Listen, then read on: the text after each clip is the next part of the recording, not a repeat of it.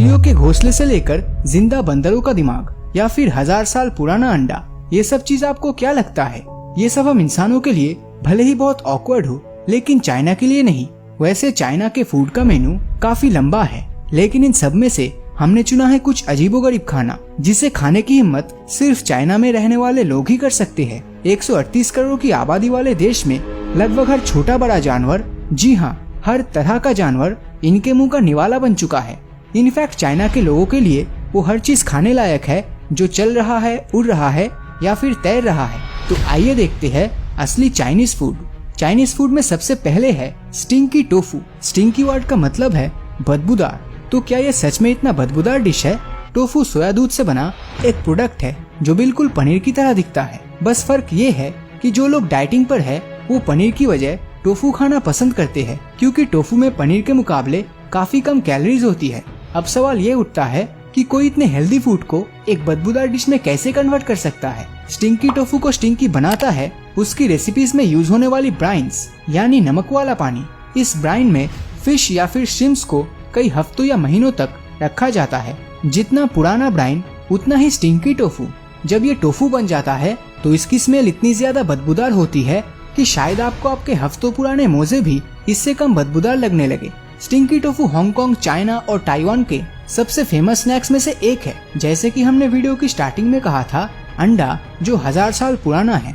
जी हाँ, एक तरफ हम है जो अंडों को 10 मिनट से ज्यादा बॉईल नहीं करते और दूसरी तरफ चाइना जो अंडों को हफ्तों तक गैस पर बॉईल करने के लिए छोड़ देता है। कहा जाता है कि करीब 600 साल पहले चाइना के ह्यूनन प्रोविंस में रहने वाले एक आदमी को स्लेक्ट लाइम यानी कि कॉस्टिक चूने के नीचे दफन कुछ बतख के अंडे मिले जो शायद 1000 साल से दफन थे। उस आदमी ने जब उन अंडों को टेस्ट किया तो उसे वो इतना अच्छा लगा कि उसने अलग से कुछ अंडों को उसी तरीके से दफना दिया। यूं तो इन्हें सेंचुरी एग्स या मिलेनियम एग्स कहा जाता है, लेकिन फैक्ट ये है कि अंडों को बॉईल करने की प्रोसेस कुछ हफ्ते से लेकर 5 महीने तक चलता है। इस प्रोसेस को खत्म होते होते एग यॉक में एक तरह का क्रीमी एंड चीज ग्रीन और दूसरी तरफ व्हाइट पार्ट में डार्क कलर की जेली जैसा टेक्सचर आ जाता है। इस तरह के अंडों में डक के अलावा चिकन के अंडे भी शामिल है। कहने को तो इस तरह के अंडे को कोई भी खाना पसंद नहीं करेगा, लेकिन चाइना वालों का मानना है कि अंडा काफी टेस्टी होता है।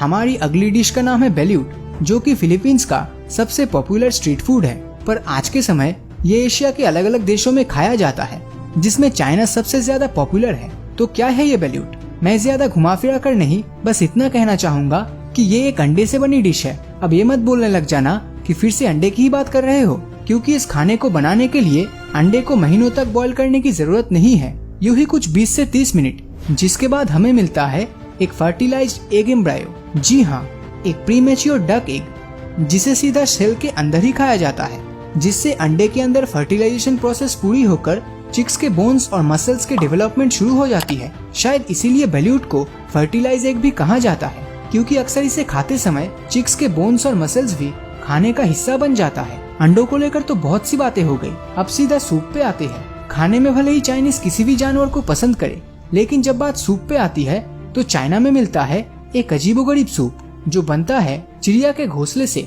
बिल्कुल सही सुना आपने, बर्ड नेस्ट सूप एक छोटे से चाइनीज बर्ड स्विफ्टलेट के घोंसले से बनाया जाता है।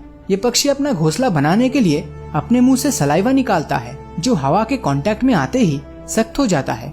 किसी चलती फिरती चीज में हेल्थ बेनिफिट्स ढूंढना तो चाइनीज लोगों के लिए आम बात है, लेकिन पता नहीं किसी चिड़िया के घोंसले में इन्हें क्या दिख गया कि आज ये चाइना के सड़कों पर बिकने वाला सबसे पॉपुलर स्ट्रीट फूड बन गया है।